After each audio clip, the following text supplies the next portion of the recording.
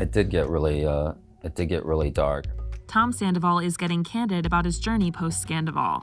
The Vanderpump Rules star dropped the first episode of his podcast, Everybody Loves Tom. And in it, he spoke about how he was in a dark place in the fallout of the scandal. And he said it made him understand how people get to a place where they want to end their life. And I could never understand why. But when you get into that, headspace, it's like, it's a domino effect. Like your world starts collapsing on itself and you cannot see outside of your feelings. Your peripheral goes away, your sense of like, thinking about future, thinking about like, oh, come on, like you can't, your ability to snap out of it goes away. And there were some times where I was, felt very, very close. And I'm just so glad that like I had you, was able to, Billy came over that day. I think she took me to a comedy show to like get me out of it. Tom also shared the key things that helped him during that time. And honestly, I think that, quitting the drinking, and going on tour, like it might have actually saved my life, Like I can't imagine being cooped up because I couldn't go anywhere at the time, being cooped up in a place, not being able to do anything, just wallowing in misery. Yeah. And at that point, Rachel had, and honestly, that's one of the reasons why I stopped drinking. I stopped drinking the day that she went into the Meadows. Mm-hmm. The reality star spoke more about his sobriety journey, which began weeks after the scandal broke. Well, I haven't drank since I believe it was April 4th or 5th. I didn't really tell a lot of people during the process. I think that's kind of helps. Yeah. I also, quit smoking cigarettes. I was kind of the point where I was just like chain smoking cigarettes and drinking all day, every day. As soon as I got done working out, I'd start drinking. He also shared how he felt he was, quote, living like a fugitive after news broke he cheated on Ariana Maddox. It was really crazy living like, I mean, it really was like living like a fugitive. Like the feeling of like being wanted for like a triple homicide, like not being able to go anywhere, being followed, being harassed, just relentlessly. Anything I did, I mean, like if I was pictured with any girl, it's like we're having sex.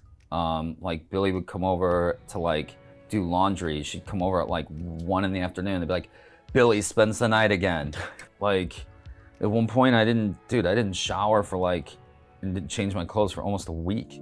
Elsewhere in the podcast, Tom spoke about cohabitating with Ariana and what their interactions at home have been like. Just the other day, I was downstairs making dinner and she came down into the kitchen and she's got this like tower, this monolithic structure of boxes. And she just started going through them and like stuff that she's been delivered. No eye contact? No eye contact. Okay, well, we're just, we're like sitting there, improved. but we were there for like 10, 15 minutes. But she does that today. She came downstairs, Billy was over. She like said what's up to Billy and like, it's pretty, I mean, look, like after being around, in the same house for 6 months, like. Coexisting. Yeah.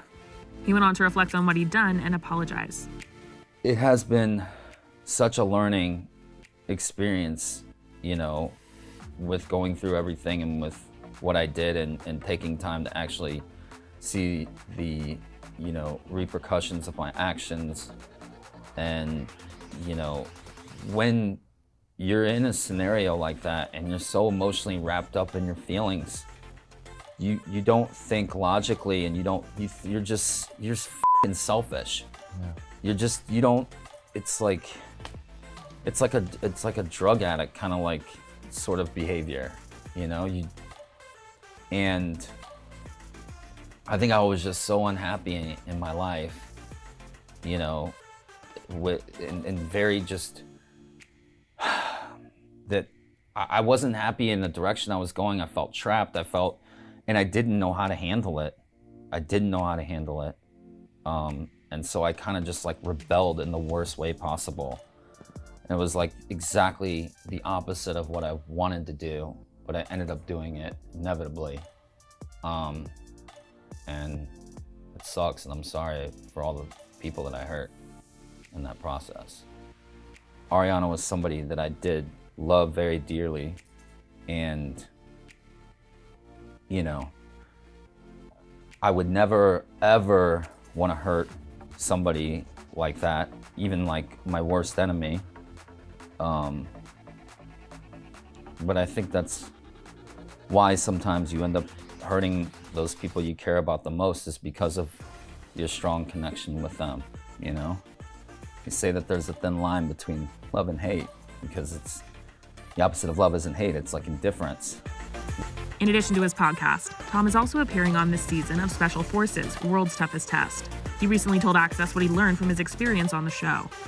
One thing that really stuck out to me that I didn't expect to really learn is, or get out of this, is all the stories, like his stories, Brian Austin Green's stories, you know, JoJo, like everybody has their own struggles and their own things and demons and things that they deal with in life. And it was very inspiring to see like how Bodhi and, you know, other people have gotten through some of their, you know, hardships in life. And it puts things in perspective for the things that I've been dealing with in my life.